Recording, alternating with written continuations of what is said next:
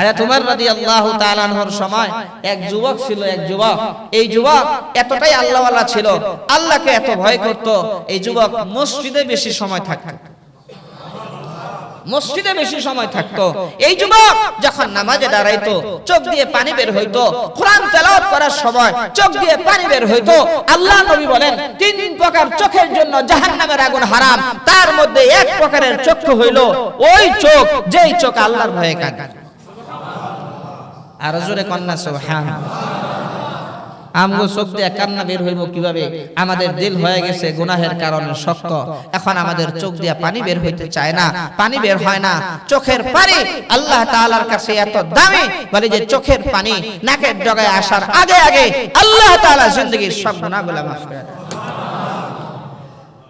এই যুবক মসজিদে বেশি বেশি সময় থাকতো, কান্না কান্না। হযরত ওমর রাদিয়াল্লাহু তাআলা আনহু ওই যুবককে অনেক মহব্বত করতেন, অনেক পছন্দ করতেন, অনেক ভালোবাসতেন। এই যুবক ঈশার নামাজ পড়ার পরে বাসার দিকে রওনা হয়ে যাইতেন। কেননা যুবকের বাড়িতে তার বৃদ্ধ বাবা ছিল, তার মা ছিল না, আর কোনো আত্মীয় স্বজন ছিল না। তার বৃদ্ধ বাবার খেদমত এই যুবক নিজে করত। মসজিদে বেশি সময় থাকতো, আর যুবক ঈশার পরে বাবার খেদমতের জন্য বাসা চলে যেত। যুবক এতই আল্লাহওয়ালা ছিল, এতই দিনদার, পরহেজগার, মুত্তাকি ছিল। যুবক যখনই ইবাদত বندگی করত চোখ দিয়া পানি আসে, আল্লাহর ভয়ে কান্না। হযরত ওমর রাদিয়াল্লাহু তাআলা আনহুকে জিজ্ঞেস করেন যে আমিরুল মুমিনিন, আল্লাহকে যারা ভয় করে, হাসরের মাঠে হিসাব দিতে যারা আল্লাহকে ভয় করে, তাদের জন্য কি হবে?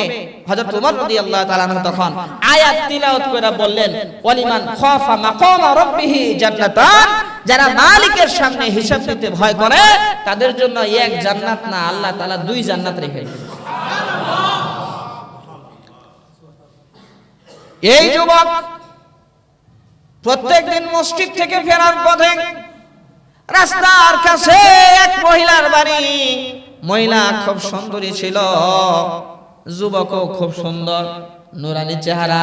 এই মহিলা প্রত্যেকদিন যুবকের চেহারার দিকে তাকায় থাকতো।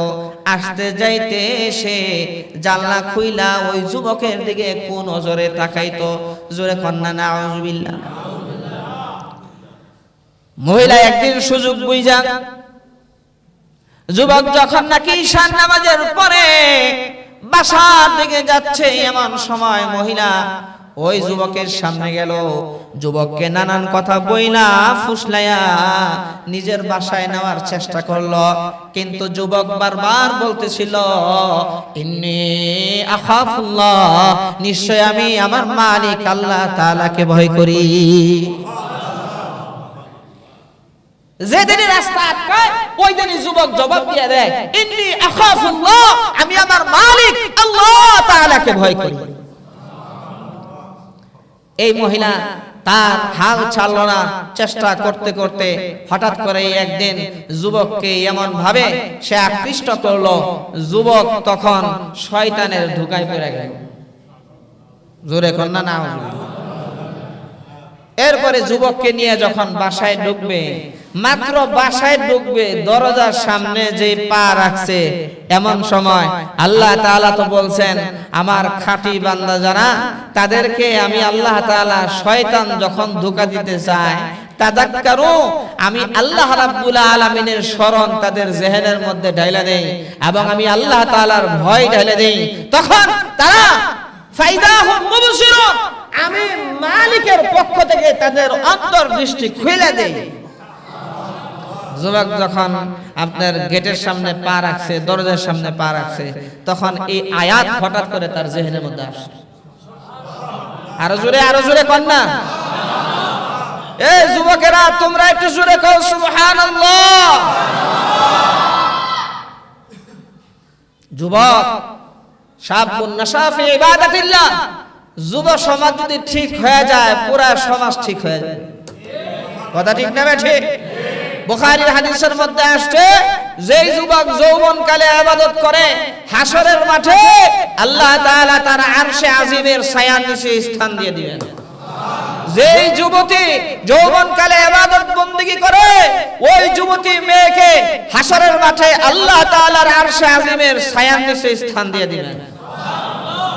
এই যুবকের মাথায় হঠাৎ করে কোরআনুল কারীমের এই আয়াত আসলো, ইন্নাল্লাযীনা তাকাউ ইযা মাসসাহুম তাইফুম মিনাশ শাইতানি তাযাক্কারু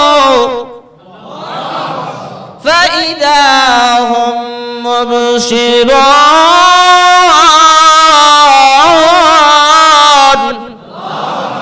যুবকের জেহেনে যখন এটা আসলো, যুবক সঙ্গে সঙ্গে এই আয়াত তেলাওয়াত করলো। যুবক এই আয়াত তেলাওয়াত করার সঙ্গে সঙ্গে অজ্ঞান হয়ে মাটিতে লুটে পড়লো। এবার মহিলা চিন্তা করেন, আমার দরজার সামনে যুবক যদি থাকে তাহলে সমস্যা হবে। এই জন্য তাকে ধরাধরি করে আরেকজন ঘরের কাম কর্মীর সাথে ধরাধরি করে যুবকের দরজার সামনে রাইখা আসলো। যুবকের দরজার সামনে যখন রাইখা আসছে, তার বাবা যখন দরজা খুলছে দেখে আমার ছেলে আমার দরজার সামনে। এই ছেলেকে ঘরে নেওয়ার পরে মাথায় পানি টানি দিয়ে যখন জ্ঞান ফিরছে, বাবা কি হয়েছে, কি হয়েছে?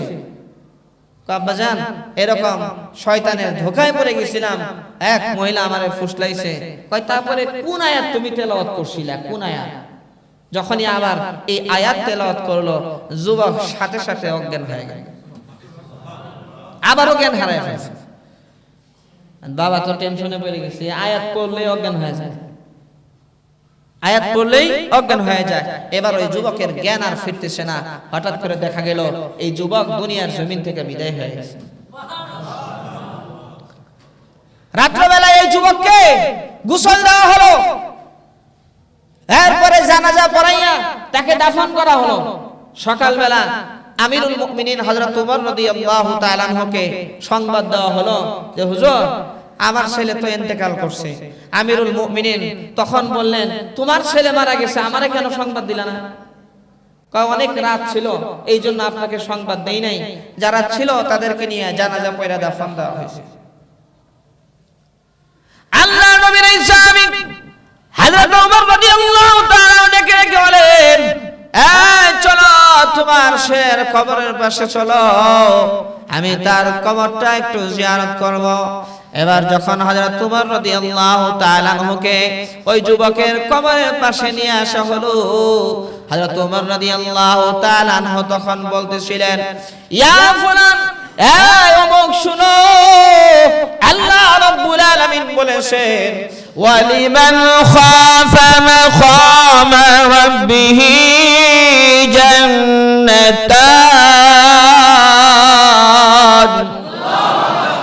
আল্লাহ রাব্বুল আলামিনের সামনে দাঁড়াইয়া যারা হিসাব দিতে ভয় করে, হিসাবের ভয় যাদের দিলের মধ্যে, আল্লাহ রাব্বুল আলামিন তাদেরকে এক জান্নাত না, আল্লাহ তাআলা তাদেরকে দুই জান্নাতের মালিক বানায় দেন। হযরত ওমর রাদিয়াল্লাহু তাআলা যখন এই আয়াত তেলাওয়াত করলেন, হঠাৎ করে কবর থেকে আওয়াজ আসতেছে, যুবক ডেকে ডেকে বলতেছে, হে আমিরুল মুমিনিন ওমর, আপনি ঠিকই বলেছেন, আল্লাহ তাআলা আমাকে দুই জান্নাতের মালিক বানায় দিয়েছেন।